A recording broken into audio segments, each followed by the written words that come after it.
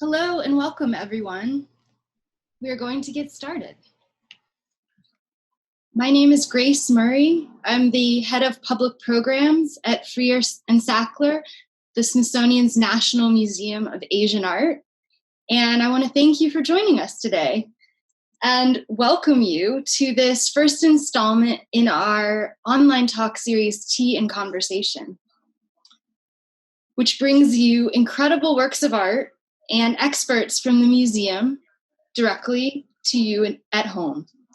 We hope that today you can enjoy some tea as you listen and participate to this informal conversation. To begin, I want to acknowledge that this conversation today is happening at a difficult time for our country. And at the museum, we strive to foster empathy and create greater understanding across cultures through our work.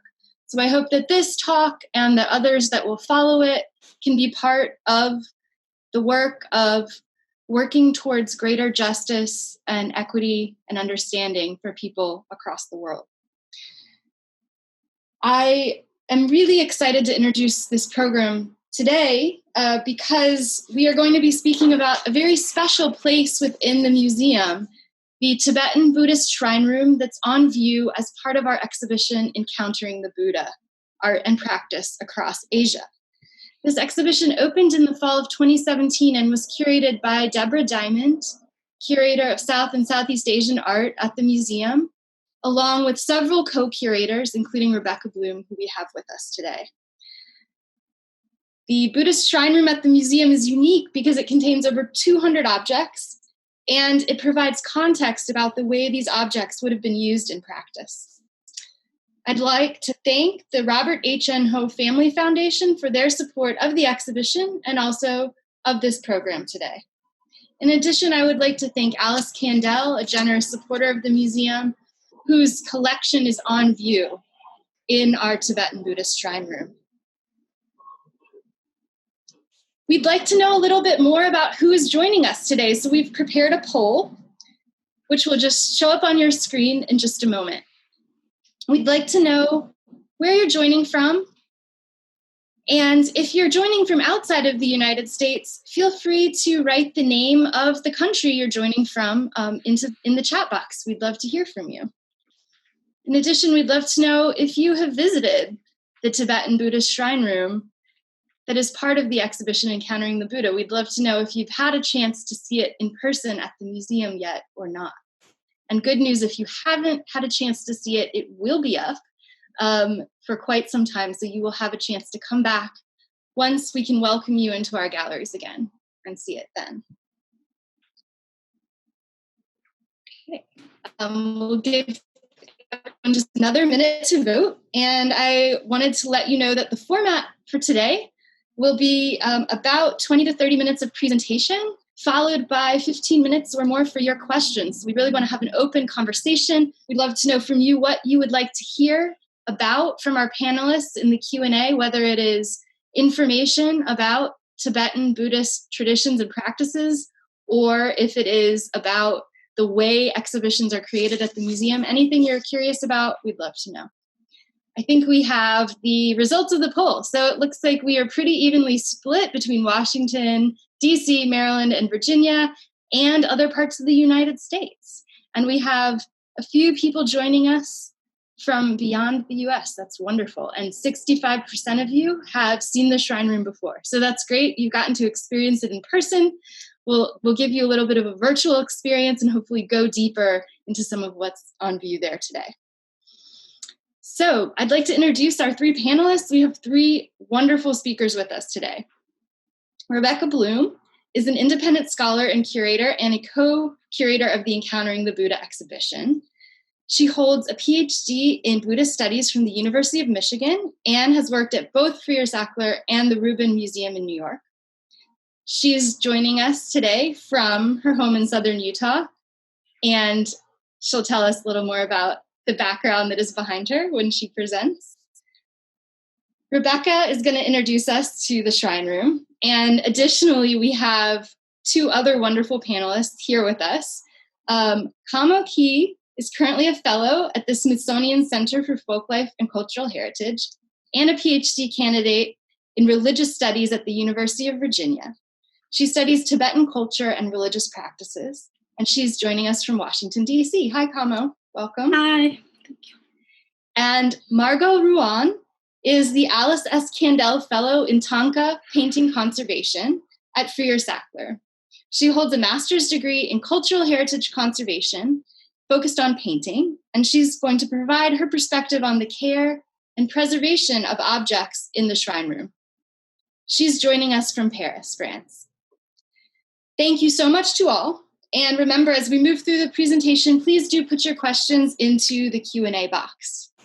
Now I'm going to just briefly show you what, for those of you who haven't been, what the shrine room at the museum looks like. So this is the entrance to the Encountering the Buddha exhibition. And here's the entrance to the shrine room. And now I'm going to turn it over to Rebecca to get started. Okay, thank you so much, Grace, and thank you to everybody joining us from across the DC metro area, across the country, across the globe. I wanted to, since this is a tea time program, at least for some of us in the Eastern time zone, I wanted to begin with maybe some tea content. So like many cultures across Asia, tea prep, serving, and drinking is absolutely central to the daily and ritual lives of people across the Tibetan Buddhist world, for both lay people and monastic or members of the monastic community, that being nuns and monks as well. So I have a couple of photographs here. We can put them up on the screen. There we go. So I have a couple of photographs here that show some tea drinkers from the eastern Himalayan region of Sikkim. They're extra special photographs because if you notice in the credit line, these were taken by Alice Kandell, whose collection is featured in the Tibetan Buddhist shrine room. So Alice traveled to this eastern Himalayan kingdom, which is now part of modern-day India, in the late 60s and early 70s, first in 1965, to attend the coronation of Hope Cook as the Queen of Sikkim, who was one of her friends from America. So on top of photographing that event, Alice traveled extensively throughout Sikkim and photographed many Sikkimese people doing various things. So here we have both a nobleman's son and sort of a village leader and his family drinking tea. So we can tell that tea drinking is sort of transcends social class. And we also get an idea of the kinds of tea wares that we might find in people's homes. Fancy occasion tea wares, just like people in America might have like their good china for special events, and your sort of everyday ceramics. I will also say, sorry, I forgot to mention this, that Alice's beautiful archive of photographs from Sikkim are available open access through the Library of Congress. She not only donated her collection of objects to the Freer Sackler, but she also donated her archive, her photographic archive, to the Library of Congress. So you can find those. I think Grace will put the link in the comments section. Those are accessible. But we are most familiar perhaps with Tibetan butter tea, which is not merely a pad of butter put into tea. There's a churning process and to sort of integrate those materials. And you can see in this photograph on the right behind the little fully tea drinking little boy, this long thing with the metal rings, that's a tea churn. It's sort of this tubular thing that like a butter churn to integrate those ingredients. So this is a good sort of slice of daily life in at least across the Himalayas and across the Tibetan Buddhist world. But tea drinking, the types of teas, is not just butter tea. It varies regionally. We see more black tea, perhaps in eastern areas, and sweet milk tea, certainly in the western Himalayan areas. But it's also very important to monastic life as well. tea is part of the daily meals of monks and nuns, and there are regular tea breaks during their practices, their daily practices, and definitely during major festivals. Here you can see these yellow things are the cloaks. They kind of look like Hershey Kisses. The monks will leave their cloaks at their stations, and they'll also leave their tea bowls or their tea cups on the tables in front of them. Often tea is mixed with sampa, which is a ground barley, which once mixed with butter and tea becomes either kind of like a porridge or like a dough ball, and that's a staple food across the Himalayas and across the Tibetan Buddhist world. And they kind of share one bowl for the tea and the tsampa, and so that's what you see here in this assembly hall is the left behind teacups. And then during major events, the monasteries will also bring out their finer tea wares, especially if they have, special guests and that kind of thing. So, yeah, and then also we have a good example of a silver, beautiful, ornate silver teapot. So the tea wares of the Tibetan Buddhist world are also part of their sort of decorative arts culture. And if you attend a festival or a big puja or a big mass ritual where people come from all over the area, tea is regularly served in regular teapots like you see here from Spiti. So, and people will often bring their own teacups or their own thermoses to also drink tea during the course of this major teaching or big all-day festival. So now that we've talked about perhaps the beverage of choice in Tibetan Buddhist temples and shrines and monasteries, that is, unless it's dedicated to a wrathful deity inhabiting that shrine and they prefer alcohol, but we can turn to that later. We can now turn to the shrines themselves. So I wanted to first, when we talk about Tibetan Buddhist shrines, generally we are referring to a variety of sites where lay people and monastics worship and practice.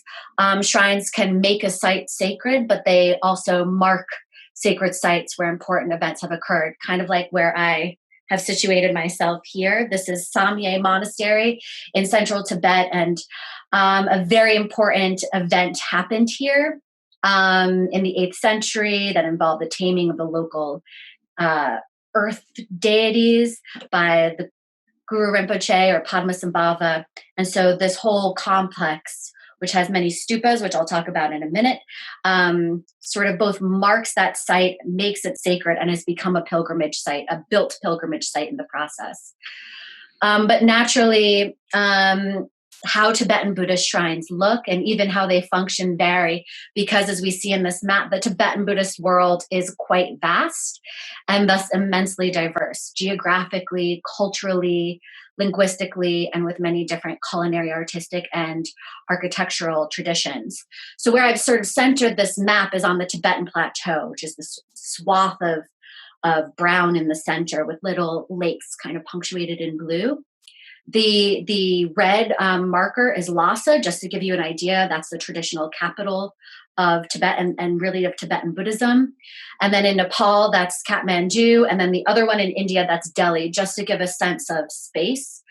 So when we talk about the Tibetan Buddhist world, I'm really kind of geographically locating it on the Tibetan Plateau and sort of the southern part of the circumference being the Himalayas. So everywhere that touches, and then upward into Mongolia, into parts of Western China, Eastern Tibet, and Bhutan. Sikkim is this little nook wedged between Nepal and Bhutan, and then all the way up into the Western Himalayas.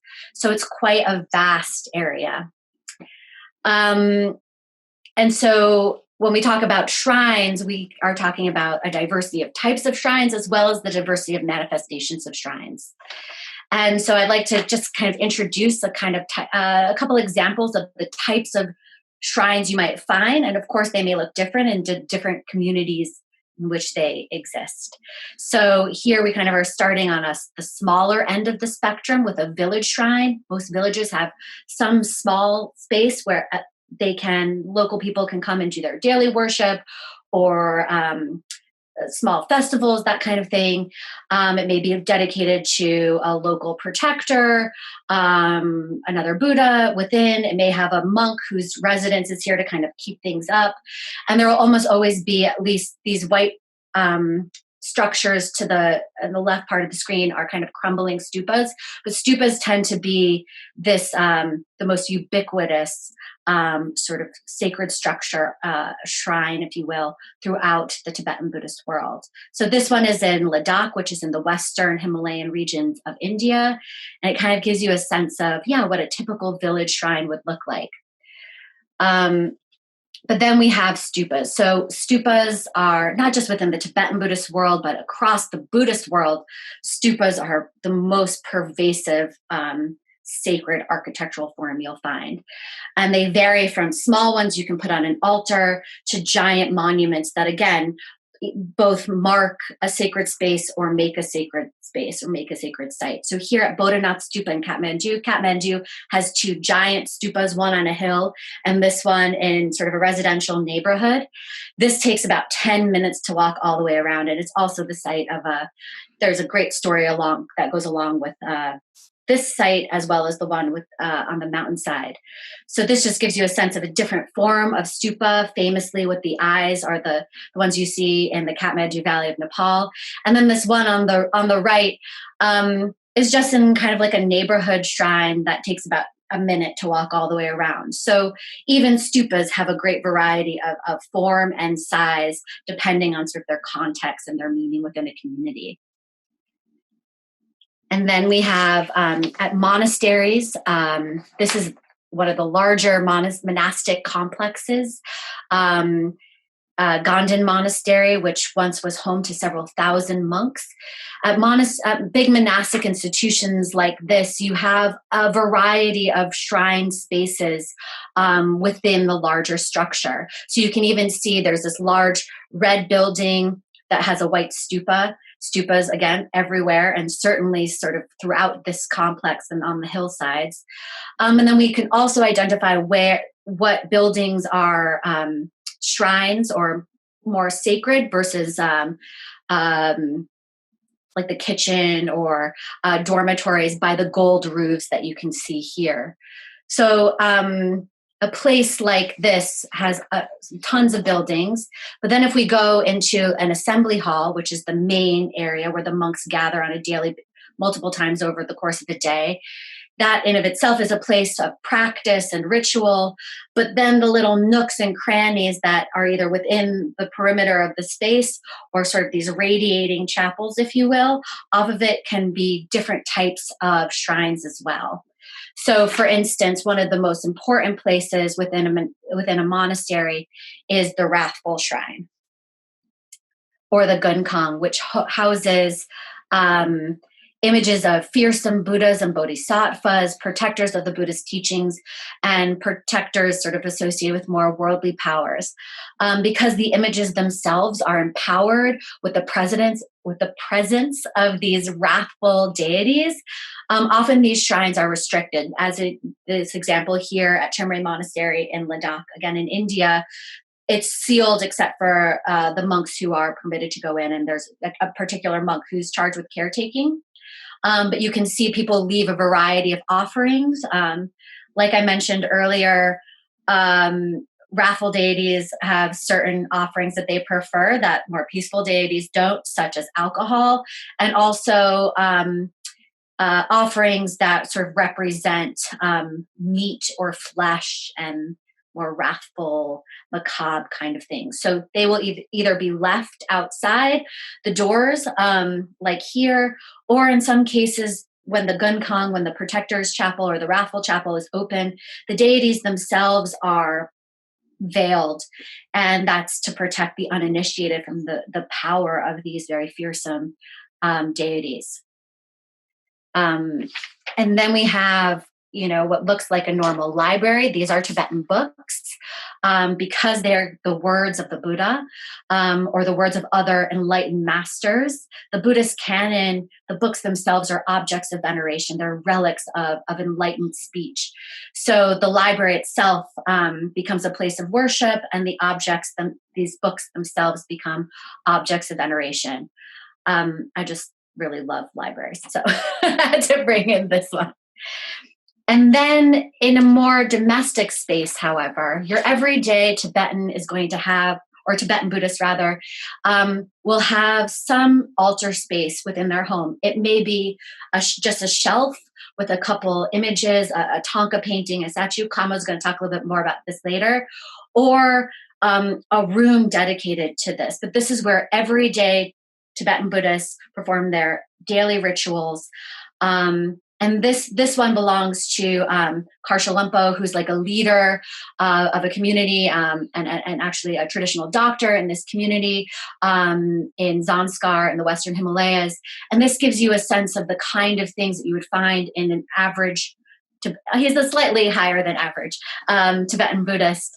And he has this whole room. But you can see it has offerings, a Thangka. Actually, this monk who's on his phone is in this space for a consecration ritual for that Thangka that's hanging in the front. We have photographs of the Dalai Lama and other important lamas, as well as, and you can see in front of this lovely monk, cookies and tea for visitors to the space. So our Tibetan Buddhist shrine room from Alice Kandell collection at the Freer Sackler is most akin to this kind of domestic shrine space. The kind of, for somebody who has maybe a more, a home that can accommodate such a space, but something that would be, maybe a place for small rituals, for private practice.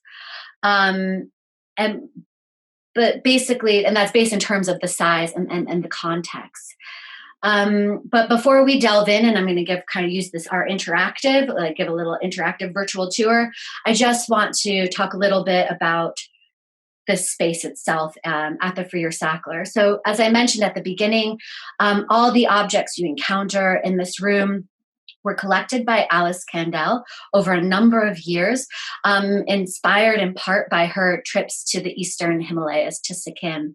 And it was Alice's intention, and ours as well, to bring together these Tibetan Buddhist objects and various types of furniture and textiles in a way that reflects more how they would be displayed, utilized, and interacted with in context across the Tibetan Buddhist world. So we've liberated these sculptures from glass cases and the Thangkas from frames, and restored architectural context, and also restored the relationship between the objects, both in terms of overlapping, just sort of like this not isolating them, but bringing them all together in this space. And also restoring their hierarchy. So arranging them in a way that restores the traditional hierarchy between the different beings represented by the objects, or really embodied by the objects. Also contained within our ritual objects that allude to the kinds of practices that would occur within a domestic shrine and other types of Tibetan Buddhist shrines.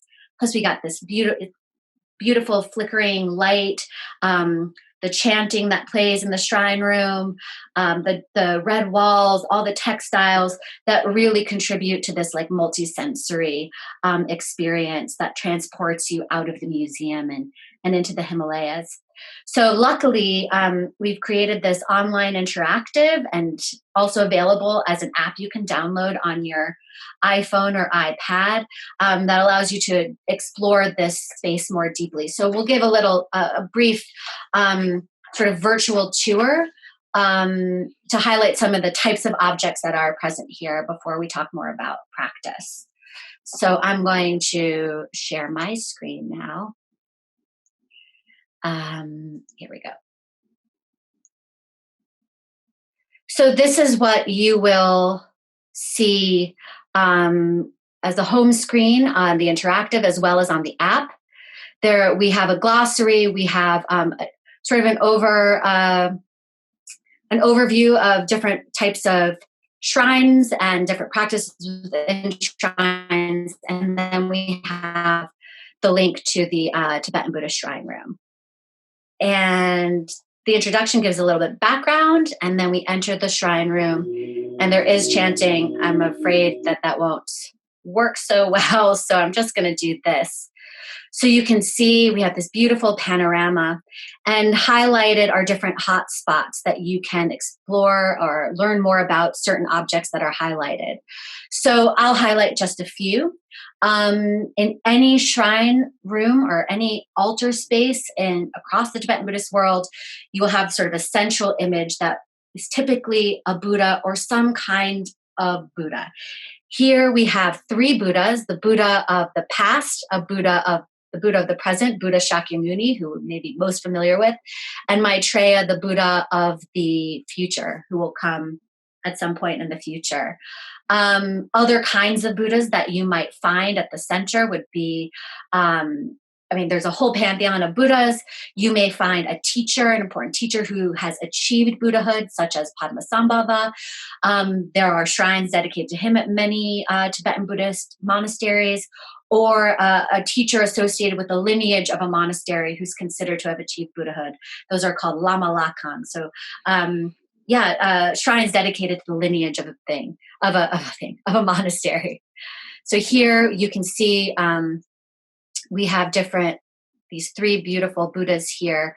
Again, Buddha Shakyamuni, our current Buddha, Maitreya, the Buddha of the future, and one of the several Buddhas of the past, Kanaka Muni, as our central Buddhas here. And we know that they're the most important because they're the highest elevated in this space.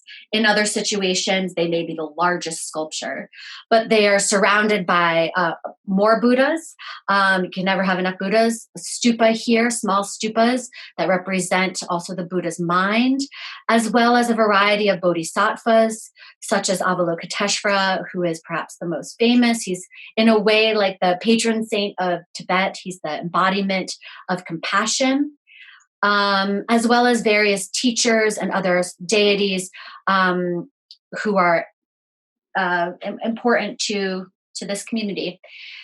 Here on the right, we have a little corner dedicated to female Buddhas, including Tara, Buddhas and Bodhisattvas, including Tara, who is the female incarnation of compassion, a great savioress. And then also Vajrayogini, who is a very important meditational deity, a female Buddha, and of a slightly wrathful appearance. It was important to highlight some of for me at least, some of the female deities. And in certain institutions, they have an entire chapel dedicated just to Tara. Over here on the right side of the room, we have many teachers. We would call this, let's say, an ecumenical or multi-tradition kind of shrine room. We have teachers from across the many different lineages of Tibetan Buddhism. We have several images of Tsongkhapa, who founded in 1409 that huge monastic complex, Ganden, that we saw. This is a textile Thangka of Tsongkhapa. And then we have a couple statues of him as well. So this corner is really dedicated to sort of the teachers, the enlightened teachers and the various lineages of Tibetan Buddhism. We also have seventh Panchen Lama. The Panchen Lamas are another important incarnated teaching lineage. I just really wanted to highlight this sculpture because it has this personality with his very distinctive ears. If we go back around to the left side, this is sort of the wrathful side of the shrine room. We have various depictions of wrathful protectors, meditational deities. You can see Vajrayogini appears again here. Even the furniture reflects let's see if I can zoom out. I'm not sure if I can zoom in. Even the furniture reflects sort of the wrathful character of the deities featured in this area. You can see there are skulls, These, it's difficult to tell from here, are representations of flayed skins. Again, as I mentioned, the sort of offerings preferred by wrathful deities. And one of the highlights here is this sculpture of Dharmapala Yamaraja. So you can see how wrathful his face, his sort of posture is. And this is his consort, sidekick, Chamunda, who's also quite wrathful herself. So the other thing, so this just gives you an idea of the kinds of figures and images you would have in a conventional shrine room that brings together everything into one space. What we also have here are a variety of ritual implements that allude to practice, to various practices that would occur in this space. For instance, we have here on a little table with a text and a prayer, a set of rosaries or prayer beads. We have a vajra and a bell. These are implements that are both used by human practitioners as they recite certain texts and perform certain rituals and do visualizations. They're also actually held in the hands of certain deities. They're rife with symbolism, but the vajra itself sort of means thunderbolt and refers to the strength, the indestructibility of the teachings. And in fact, this form of Buddhism practiced across Tibet and the Himalayas is called Vajrayana, sort of the Vajra vehicle. So you can tell that this is a very, very important symbol and ritual implement. We also have let's go around here. Musical instruments, some reeds, and these are telescoping horns, almost like alpine horns, and some cymbals down there, and of course a drum. This refers to kind of the sonic quality of Tibetan Buddhist practice, the musical accompaniment to chanting. We also see it in ritual, our festival processions and various kinds of rituals. So that was very important to have these instruments to really highlight that part of it. And then just throughout, we have these butter lamps and offering bowls, and including also mandala offering, looks like this, that are referred to really, it kind of invokes or evokes the people who would be in the space, the ones filling those bowls, lighting the butter lamps, giving the offerings, worshiping the images, performing various practices and reciting various prayers. It invites that kind of presence within this space. In this way, not only restores sort of the relationships with the objects, but evokes the relationships that practitioners would have with the objects. So we have offerings throughout, and that is one of the most common everyday practices that you would performed by Tibetan Buddhists across the Tibetan Buddhist world. So if we go back to the slideshow, so the types of offerings that you would see, I'll just keep going on offerings because I could talk all day about this. You have these mandala offerings, which are kind of an offering of the whole world. Oftentimes you'll see rice, and there's a sort of an elaborate ritual of building this up. And then oftentimes, if we can go to the next slide, you'll see it just to give you an idea of what it would look like in a different kind of shrine context. Here you have the mandala at the very base with money stuck in. People will give money offerings.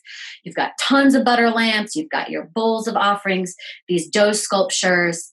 So some of it is offered by the monastic keepers of this particular shrine.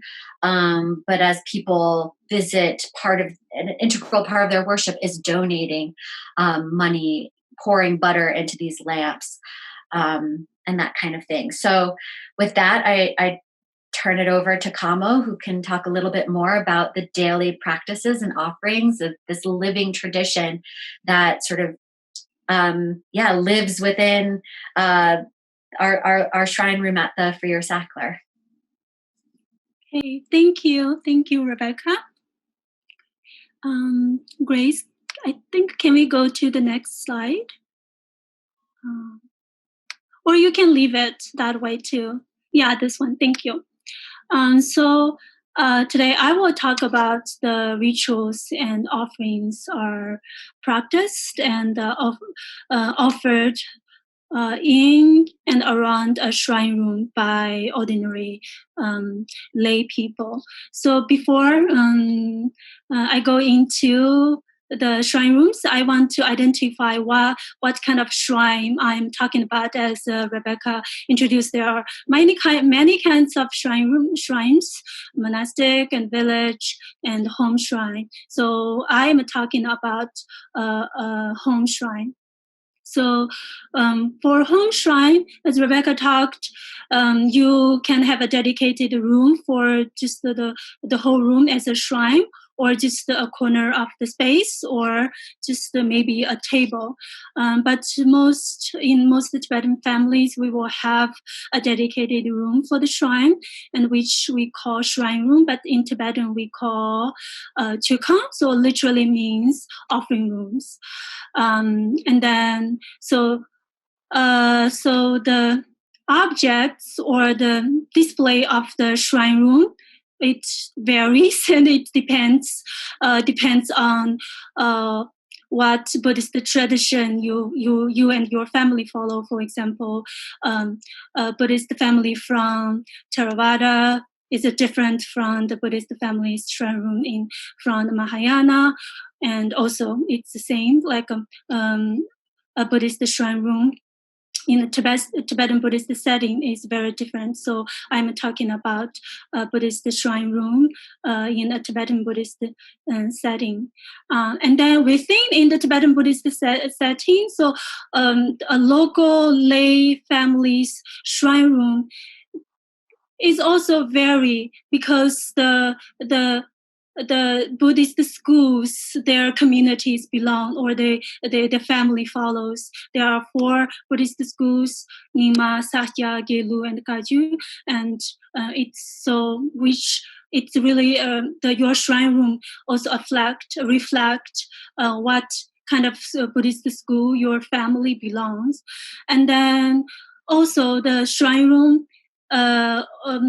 different and dependent on the economic situation of the family. If your family is wealthy, then you can have elaborative display and a big shrine room, like the shrine room in Free and Sackler. But if you are limited, and you can just have very simple and small shrine rooms. And then, so most common shrine objects in the shrine room, as Rebecca introduced, are the statue of the Buddha and the statue of the Bodhisattva. So most commons are statue of the Bodhisattva of Avalokiteshvara, which is Bodhisattva of compassion, and also most common Bodhisattva is Manjushri, is Bodhisattva of wisdom. So if your family have a lot of family members go to school, or you are a scholarly family, you will definitely find this Bodhisattva in the shrine room.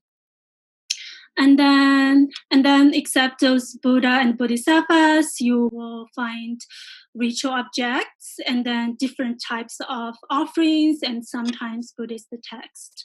So next, I will talk about rituals and offerings made by ordinary local Tibetans, in and around the shrine room. So when we talk about offerings or ritual practiced by those Tibetans, it's a little different compared to the Buddhist practitioners in the West, where they focus more on meditation and philosophical Buddhist studies.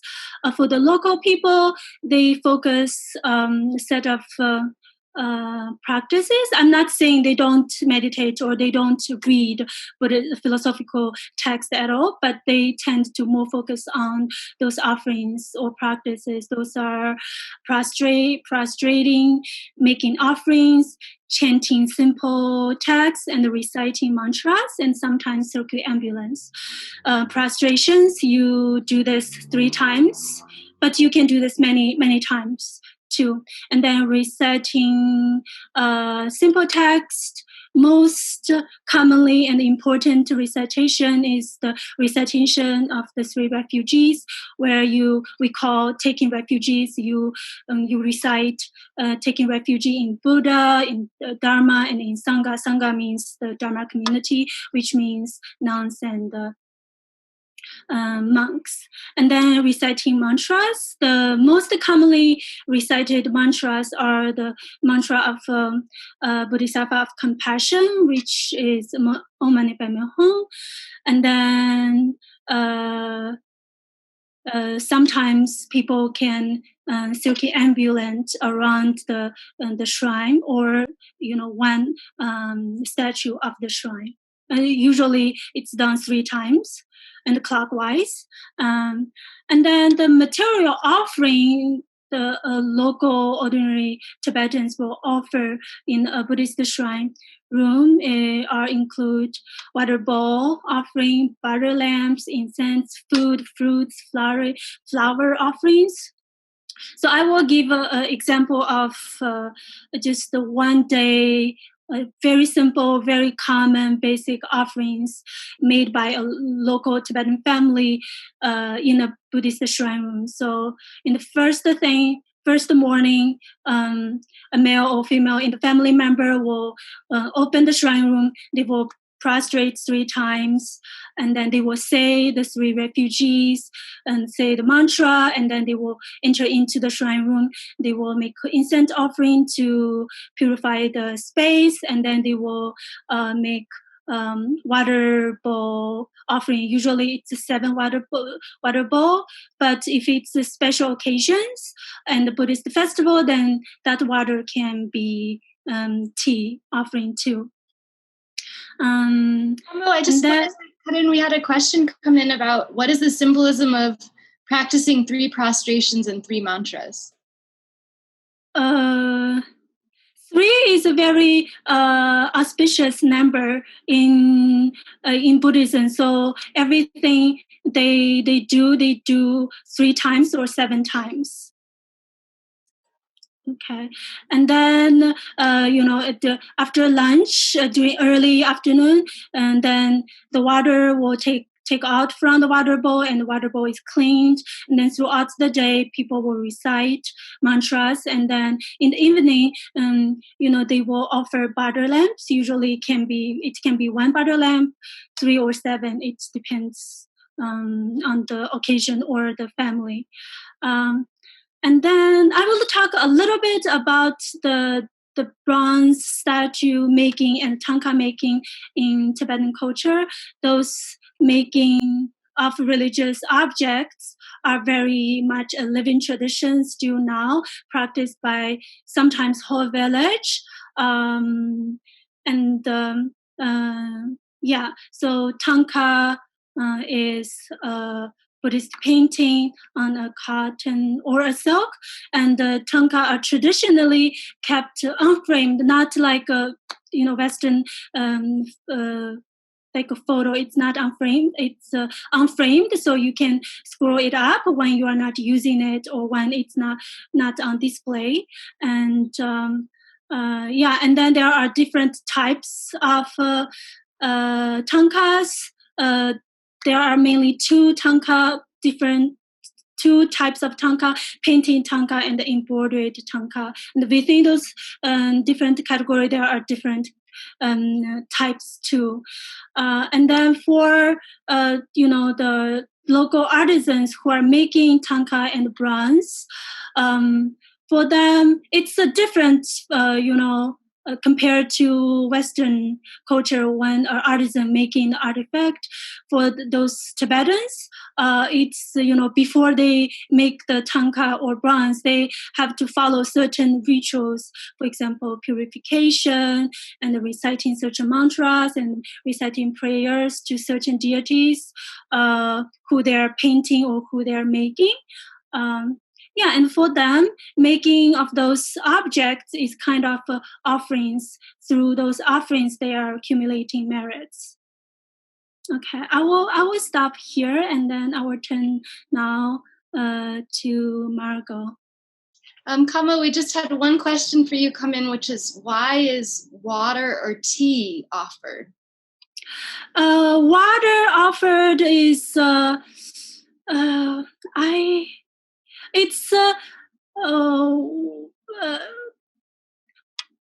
I actually don't know, but the meaning behind it. But usually, it's most Tibetans are offer the in the water bowls are just offered mostly water and then sometimes tea. Okay, I can say one quick thing. In terms of the 7 traditional offering materials, you mentioned some of them, flowers being one of them, incense. In terms of ancient Indian hospitality culture, which you are extending to the different deities, you have 2 bowls of water, one as to refresh yourself and one to kind of clean. So it kind of goes back to the Indian, in some ways, back to the Indian origins of what the offerings are as being good hosts to your divine guests. Yes. Thank you. Hi. I'm going to focus a bit more about the Thangka because I'm a Thangka conservator. So first, I want to focus a bit more about what is a Thangka. So a Thangka is a Tibetan religious hanging scroll painting made on canvas or with textile and surrounded by other textiles. So their format is directly linked to the lifestyle of Tibetan. As Khamo says, they were designed to be rolled up for transportation or storage and then unrolled for display. And they usually depict deities or religious episodes as both objects of worship and expression of religious ideals. Thangkas are a central feature in monastic shrine as well as in domestic altars. So I would like to focus also on how specific Thangka are. Preserving Thangka is a tricky challenge, I have to say. On the one hand, to preserve the object in its context, conservation option must take into account the sacred aspects before any treatments or decision are made. This means examining the traditional use and the needs of the community owning this heritage. And on the other hand, a Thangka is a composite object, including a painting, textile borders, a textile veil cover. It's usually mounted with a leather corner, pendant ribbon, wooden rods attached to the top and the bottom, and also decorative knobs. So all these parameters must be considered when preserving Tibetan paintings.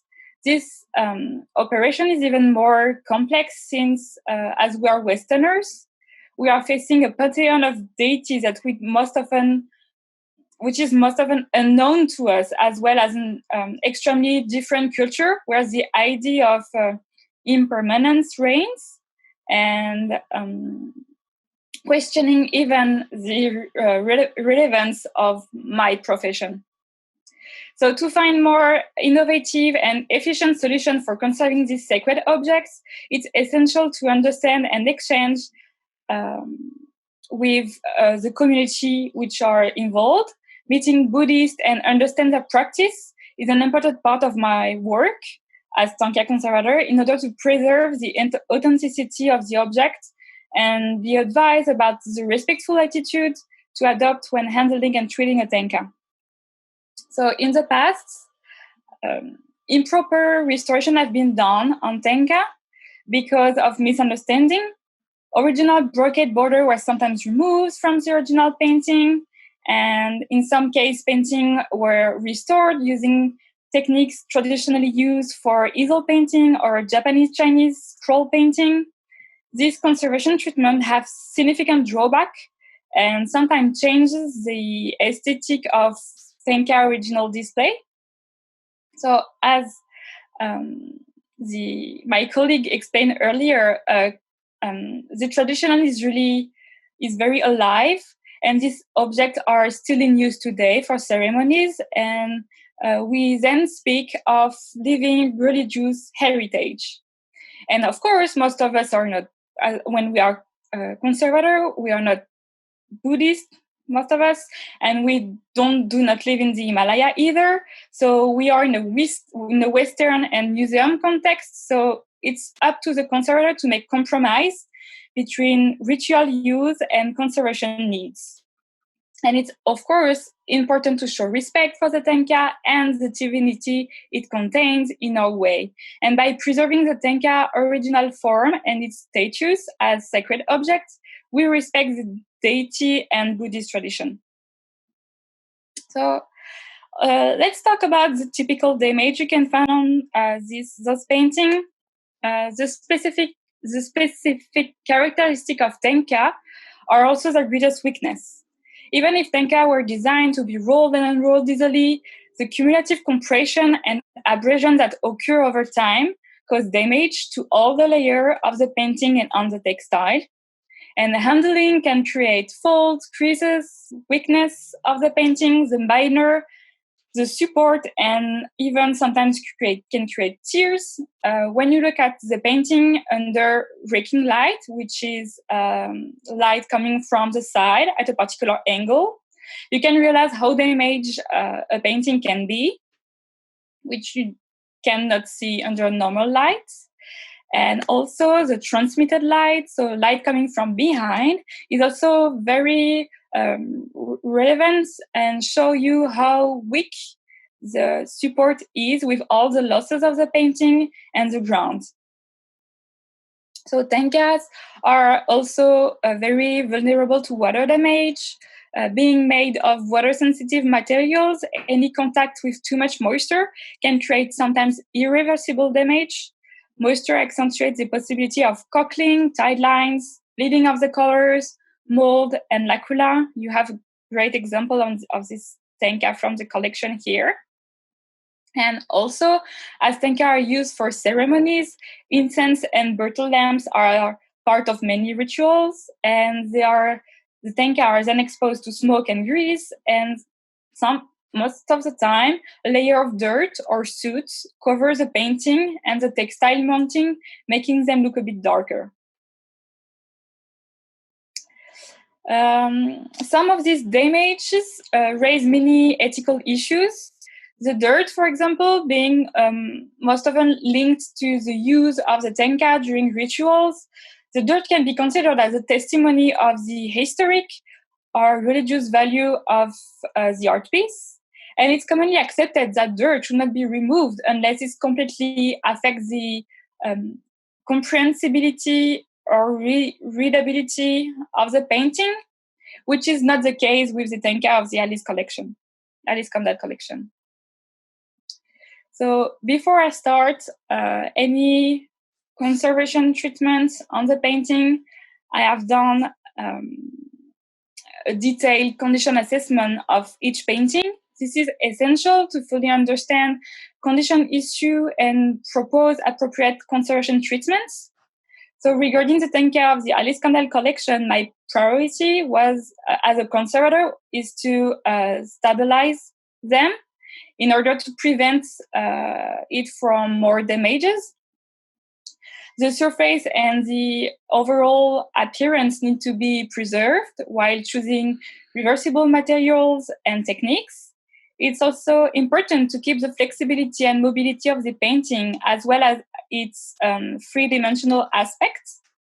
So I choose a holistic approach to treat the Thangka and use contemporary conservation techniques from both East Asian art and textile conservation disciplines.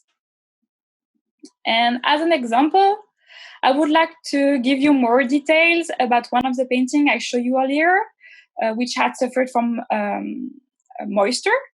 I started its restoration while I was at the museum. The painting, the ground and the binder were particularly vulnerable.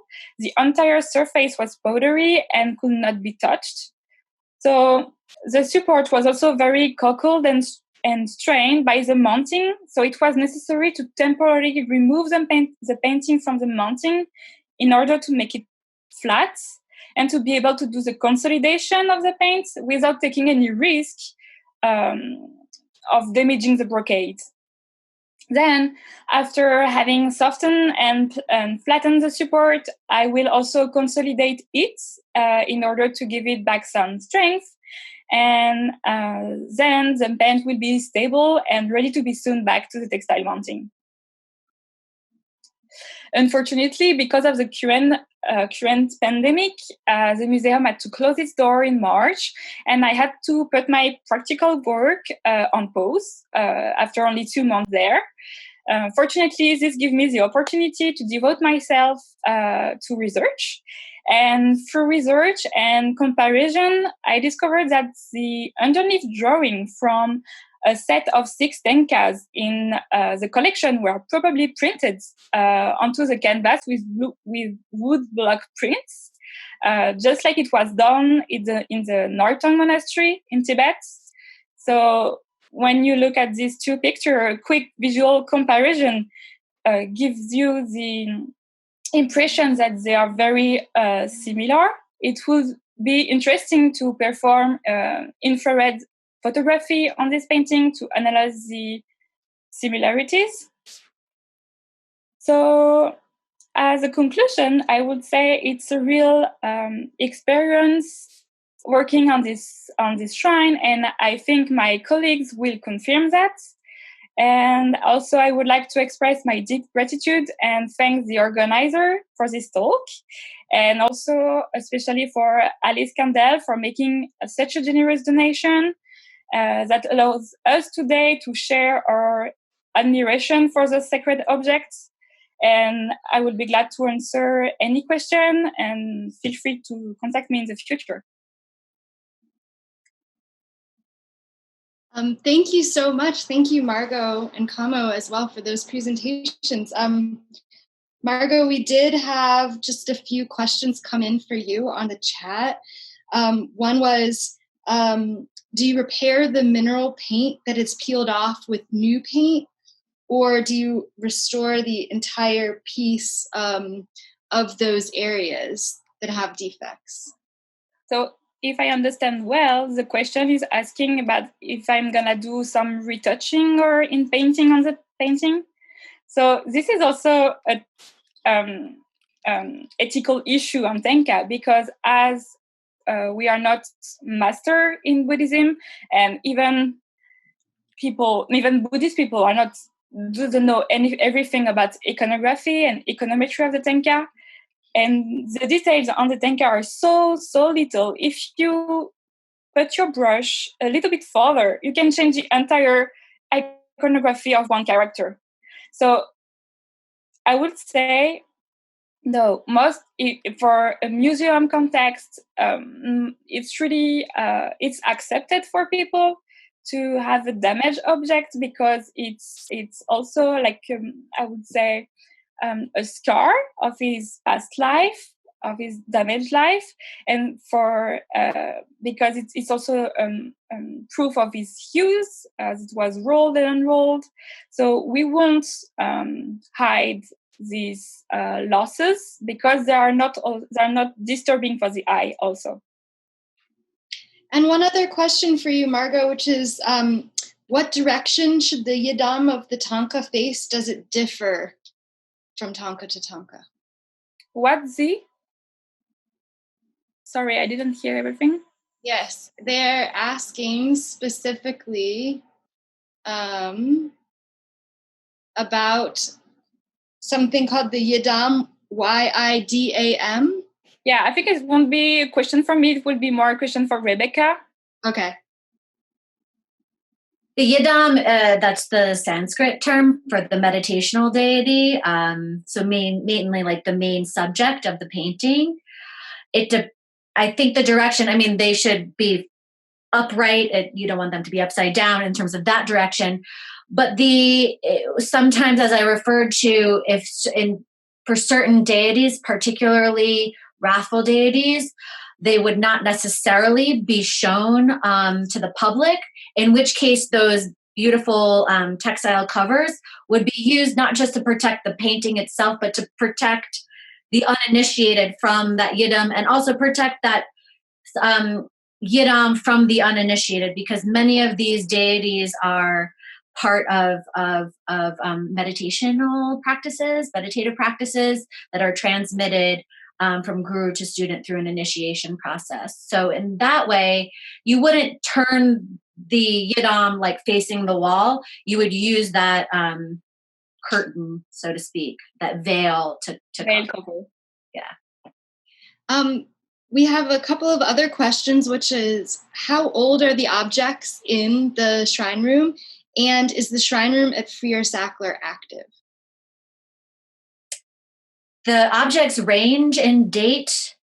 Oh, this is like a pop quiz. I can't remember. I think that the stupa that you can see actually on the left side here, on like the second level down, I believe that's dated maybe to I'll have to check the website. I think that one is maybe one of the older objects, maybe dated to like the 14th century, 15th century, especially that style of stupa. And they range to let's say the early 20th century, especially some of the offering objects or ritual objects in the furniture. So it kind of has a broad range, which would be totally typical of a shrine to have super old stuff that's been in the family for a while, as well as new contributions. And then what was the second? Oh, is it active? It's when we talk about what makes a shrine room active, a lot of it has to do with like the ritual activity that keeps going on in that space. So, and also the consecration of the objects. A lot of, as I mentioned, the objects are active, and Margaux also referred to this, right? And that involves a ritual of consecration. For sculptures, that means that they're charged with sacred materials, and they go through this ritual sort of awakening, enlivening. So all of these objects, many times in museums, they get emptied, but here all these objects still have, as what they came to Alice's collection with ritual materials in them, they maintain those ritual materials. So in a way, it does have a certain life that perhaps would not be in another museum context, but without sort of the constant ritual activity, the constant offerings and prayers, it's hard to say that it's active. I don't know. What do you think, Khamo? Yes, I agree. Yeah, like usually if a shrine room is active, means literally every day the offering need to be made, and people are interacting with the shrine room. So in that sense, yeah. Another question, why is the statue of Maitreya on the highest elevation? Is it because Maitreya is of the most significance in Tibetan Buddhism? He is a Buddha. Here, there's a number of deities or figures that could be perhaps in that central position. Here, because we have this grouping of Buddhas of the past, the present, the future, it made the most sense in terms of hierarchy and in terms of the objects that we had to put them at the center. There are chapels that are dedicated to Maitreya, just as there are altar spaces dedicated to Buddha Shakyamuni, our Buddha, current Buddha. So yeah, there's that triad just kind of that trio kind of represents, in terms of the hierarchy, maybe like a category of beings that it would be at the highest point. Another question, do you all know of any famous or notable Buddhist shrines that have webcams to broadcast ceremonies and events globally that people could access online? I personally, in Corona times, it's amazing how many Buddhist communities are live streaming teachings. I don't know of any specifically that are like live streaming daily ritual, more that important teachers such as the Dalai Lama just did a big teaching a couple weeks ago.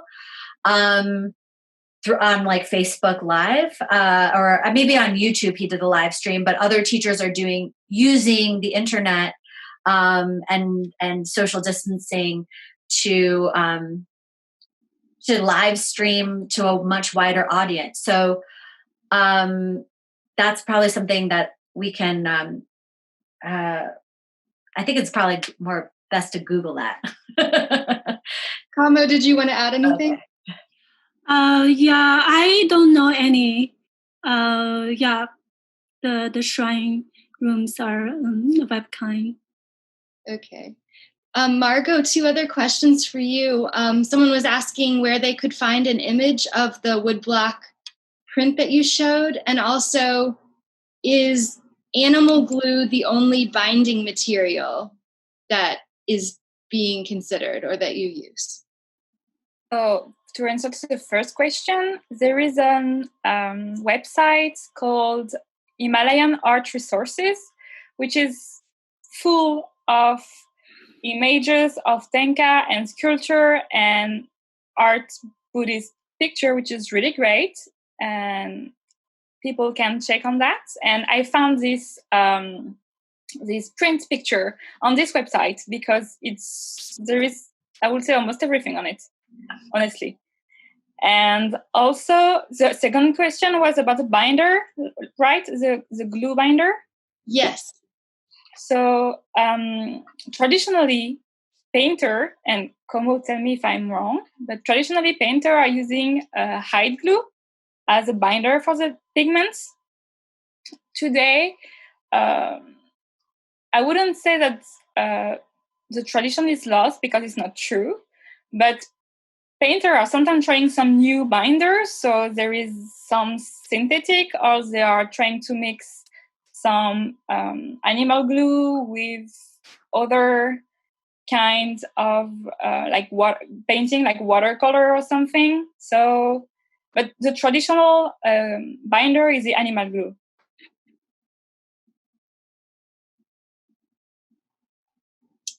One more question for Margaux that just came in. Is it common in the Tibetan Buddhist tradition to give treatments to Thangka paintings?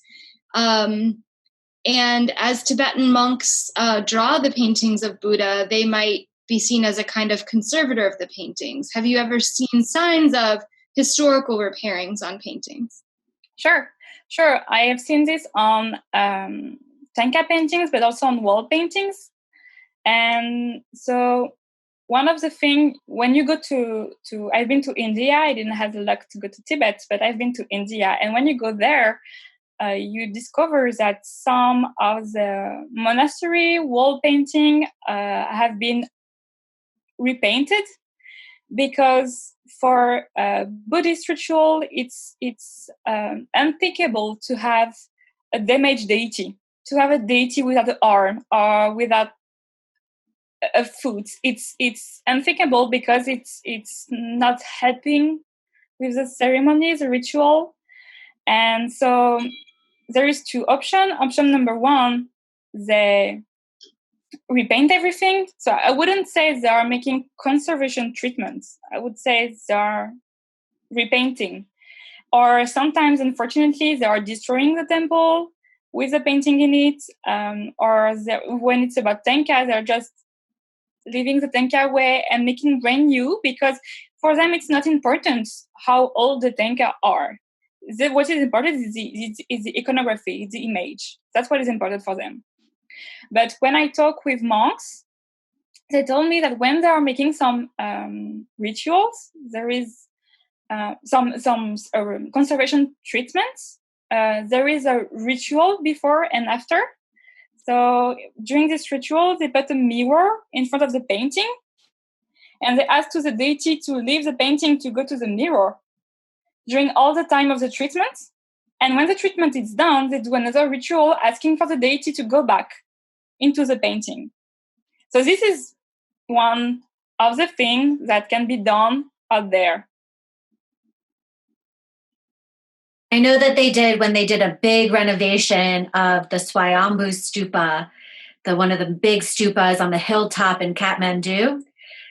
This is unfortunately, right before the earthquake that then caused more damage, they had a sort of multi-denominational, the Nawari people, the Nepali priests, the Tibetans got together, and they used that strategy of using the mirrors to take the consecration out of the stupa, store it, and then reconsecrate it when the renovation was done.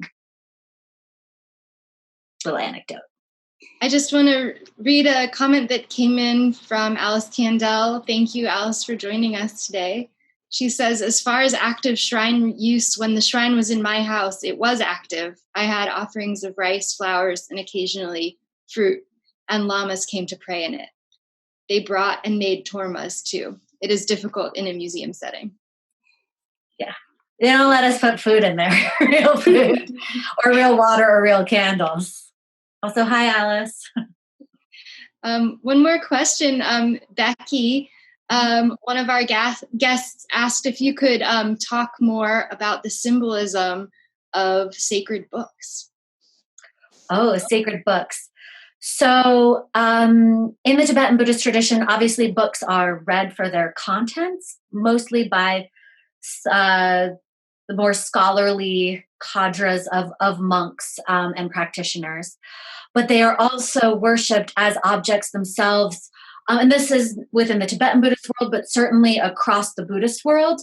The words of the Buddha are considered relics of his speech. So actually, stupas, which I refer to as Buddhist reliquaries, originally were sort of the containers of the Buddha, and the monuments containing the Buddha's bodily relics after he was cremated. But over time, the notion of a relic changed so that scriptures, pages of books, actually when a book, let's say it gets destroyed or it's missing pages, rather than destroying it, they often put it into a stupa, because those words can be the relics that consecrate the stupa, the relic within the reliquary of the stupa. So there are also, across the Buddhist world, not just within Tibet and the Himalayas, there are rituals dedicated to the recitation and the worship of the book book itself.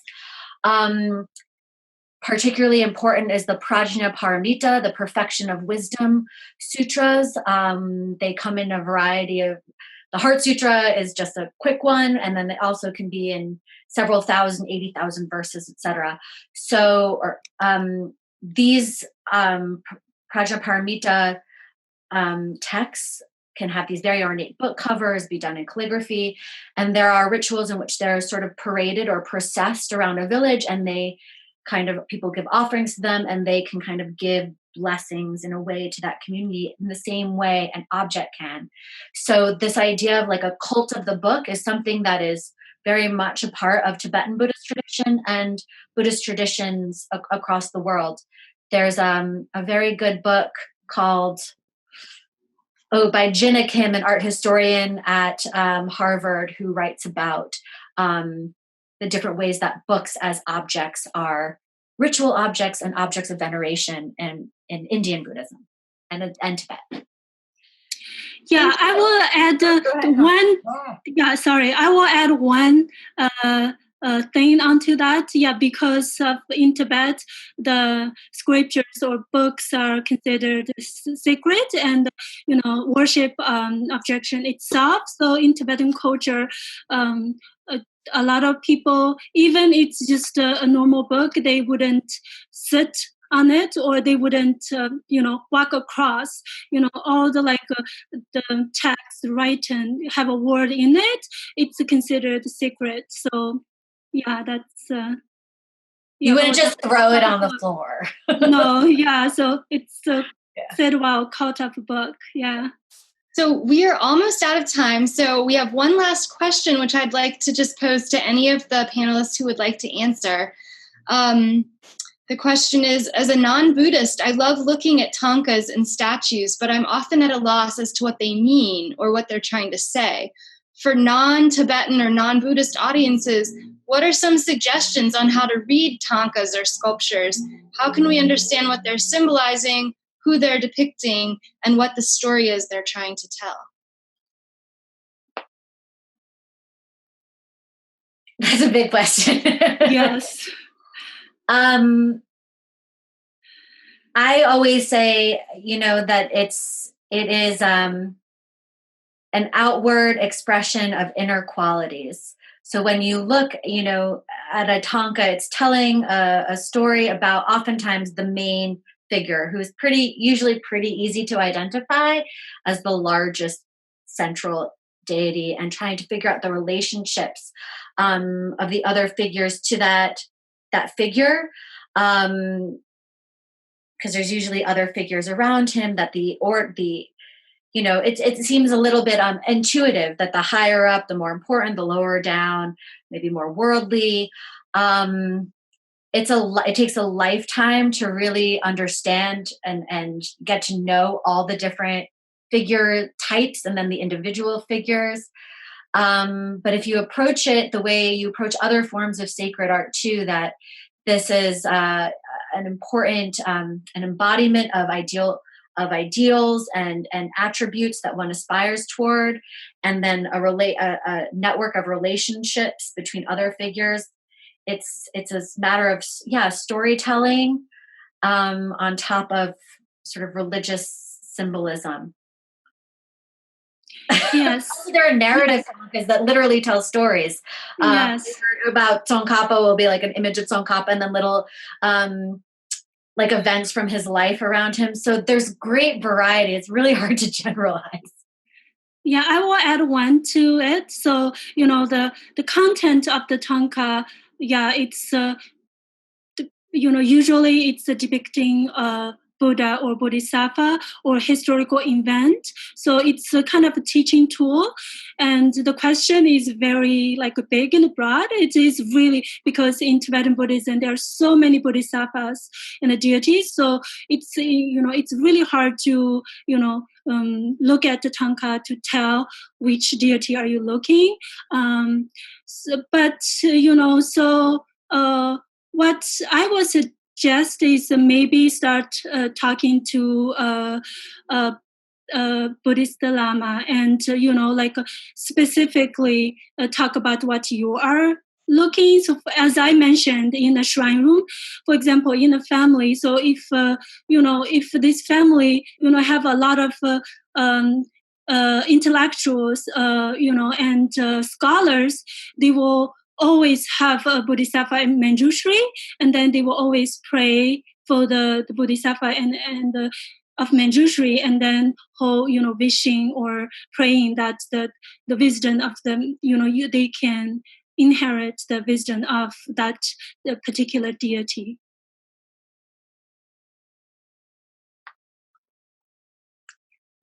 Well, thank you so much to our three panelists and to everyone who joined us. We're very happy that you were here and that you asked so many questions and engaged with us. I wanted to leave you with the link to explore our online interactive of the Tibetan Buddhist Shrine Room, and also let you know that our next online tea and conversation program will be on Wednesday, July 8th. Look for information on our website and social media about that. Please do follow us on social media and sign up to receive our email updates. The information is in the chat. Thanks again, everyone. Thank you. Thank you.